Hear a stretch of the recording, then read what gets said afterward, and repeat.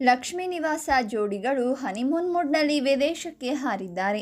ಭಾವನಾ ಸಿದ್ದೇಗೌಡರು ಹಾಗೂ ಜಾಹ್ನವಿ ಜಯಂತ್ ಈ 4 ಮಂದಿ ಒಟ್ಟಿಗೆ ಕ್ಯಾಮೆರಾ ಕಣ್ಣಲ್ಲಿ ಸೆರೆಯಾಗಿದ್ದಾರೆ. ಹೌದು, ಮುಂದಿನ ಸಂಚಿಕೆಯಲ್ಲಿ ಹನಿಮೂನ್ ದೃಶ್ಯಗಳು ಬರಲಿವೆ. ಸಿದ್ದೇಗೌಡರನ್ನ ಆಕ್ಸಿಡೆಂಟ್ ವಿಚಾರದಲ್ಲಿ ಕಾಪಾಡೋಕೆ ಗೌಡ್ರ ಅಪ್ಪ ಅಮ್ಮ ಮತ್ತು ಅಣ್ಣ ಸೇರಿ ಹೊಸ ಪ್ಲಾನ್ ಮಾಡಿದ್ದಾರೆ. ಭಾವನಾ ಹಾಗೂ ಸಿದ್ದೇಗೌಡರನ್ನ ಹನಿಮೂನ್ಗೆ ಕಳುಹಿಸಿ ನಂತರ ಓರ್ವ ವ್ಯಕ್ತಿನ ಅಪಘಾತ ಮಾಡಿದ್ದು ಇವನೇ ಅಂತ ಪೊಲೀಸರಿಗೆ ಸರೆಂಡರ್ ಮಾಡಿಸಬೇಕು ಅಂತ ತಂತ್ರ ಮಾಡಿದ್ದಾರೆ. ಹೀಗಾಗಿನೇ ಹನಿಮೂನ್ಗೆ ಹೋಗಲೇಬೇಕು ಅಂತ ಭಾವನಾ ಹಾಗೂ ಸಿದ್ದುಗೆ ಎಮೋಷ್ನಲ್ ಆಗಿ ಬ್ಲ್ಯಾಕ್ ಮೇಲ್ ಮಾಡ್ತಾ ಇದ್ದಾರೆ.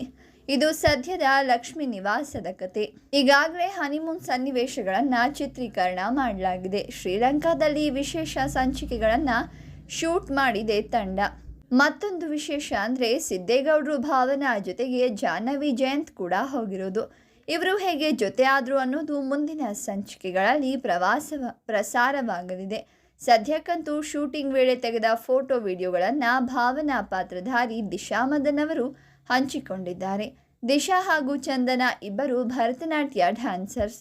ಶ್ರೀಲಂಕಾದ ಕಲಾವಿದರ ಜೊತೆ ನೃತ್ಯ ಮಾಡಿ ಅಲ್ಲಿನ ಸಾಂಸ್ಕೃತಿಕ ಕಾರ್ಯಕ್ರಮಗಳನ್ನು ಎಂಜಾಯ್ ಮಾಡಿದ್ದಾರೆ.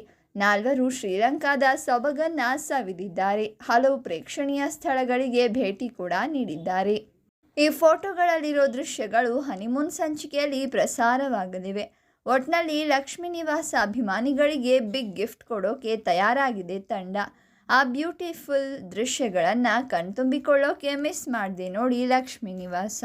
ಈ ವಿಡಿಯೋ ಇಷ್ಟವಾಗಿದ್ದರೆ ವಿಡಿಯೋವನ್ನು ಲೈಕ್ ಮಾಡಿ, ಶೇರ್ ಮಾಡಿ, ಹಾಗೆ ನಮ್ಮ ಚಾನಲನ್ನು ಸಬ್ಸ್ಕ್ರೈಬ್ ಮಾಡಿ.